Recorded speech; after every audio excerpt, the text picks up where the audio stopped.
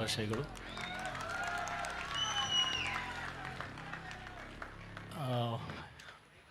ಮೊದಲನೇದಾಗಿ very happy to C ಎಲ್ಲ participants ಅಷ್ಟೊಂದು ಎಫರ್ಟ್ ಹಾಕಿ ಕಷ್ಟಪಟ್ಟು ಒಂದು ಸಾಧನೆ ಮಾಡಿಕೊಂಡು ಇಲ್ಲಿ ಬಂದು ನಿಂತಿದ್ದಾರೆ.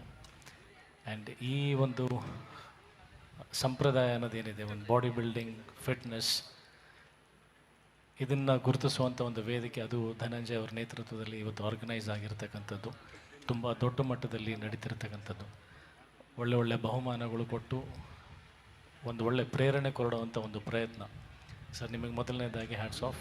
ತುಂಬ ಖುಷಿಯಾಗುತ್ತೆ ಈ ಥರ ಒಂದು ಪ್ರಯತ್ನ ಮಾಡಿದ್ದಕ್ಕೆ. ಕಲೆ ಆಗಿರ್ಬೋದು ಅಥವಾ ಫಿಟ್ನೆಸ್ ಆಗಿರ್ಬೋದು, ಎಲ್ಲ ಒಂದು ಕಡೆ ಈಗಿನ ಬ್ಯುಸಿ ಲೈಫಲ್ಲಿ, ಈ ಆಧುನಿಕತೆಯಲ್ಲಿ ಮರೆಯಾಗುವಂಥ ಸಮಯದಲ್ಲಿ ಆಗಾಗ ನಾವು ಪ್ರೇರಣೆ ಕೊಡುವಂಥದ್ದು, ಅವಾರ್ಡ್ಸ್ ಕೊಡುವಂಥದ್ದು, ಫಂಕ್ಷನ್ಸ್ ಮಾಡುವಂಥದ್ದು ನಿಜವಾಗ್ಲೂ ಬಹಳ ಒಳ್ಳೆ ಕೆಲಸ.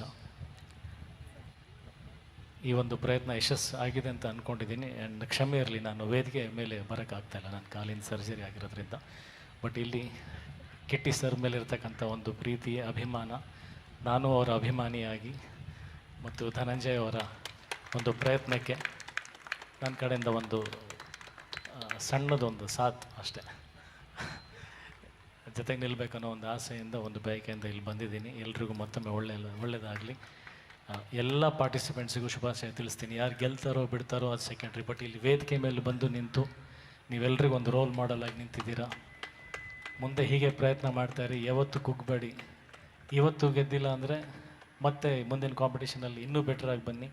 ಗೆದ್ದವರು ಕರ್ನಾಟಕದ ಹೆಸರನ್ನು ಹೊರಗಡೆ ಭಾರತಾದ್ಯಂತ ತೊಗೊಂಡೋಗಿ, ಅಲ್ಲಿಂದ ಗೆದ್ದವರು ಭಾರತದಿಂದ ಇಂಟರ್ನ್ಯಾಷನಲ್ ಹೋಗಿ ನಮ್ಮ ದೇಶದ ಹೆಸರನ್ನು ಮಾಡಿ, ನಿಮ್ಮ ತಂದೆ ತಾಯಿ ಹೆಸರು ಮಾಡಿ, ನಿಮ್ಮ ಹೆಸರು ಮಾಡಿ, ನಿಮ್ಮ ಬರುವ ಮುಂದಿನ ಪೀಳಿಗೆಗೆ ಒಂದು ಮಾದರಿಯಾಗಿ, ಹೌದು ನಮ್ಮ ತಂದೆ, ನಮ್ಮ ಅಣ್ಣ, ನಮ್ಮ ತಮ್ಮ, ನಮ್ಮ ಮಗ ಈ ಥರದ್ದೊಂದು ಹೆಸರು ಮಾಡಿದ್ದ, ಈ ಥರ ಒಂದು ಸಾಧನೆ ಮಾಡಿದ್ದ ಅಂತ ಒಂದು ಹೆಜ್ಜೆ ಗುರುತು ನಿಮ್ಮಿಂದ ಮೂಡಿಸಿ ಅಂತ ನಾನು ಕೇಳ್ಕೊಳ್ತಾ, ಎಲ್ರಿಗೂ ಒಳ್ಳೆಯದಾಗಲಿ. ಧನ್ಯವಾದಗಳು ಕರೆದಿದ್ದಕ್ಕೆ. Thank you so much. Thank you so much sir. ಧನ್ಯವಾದ.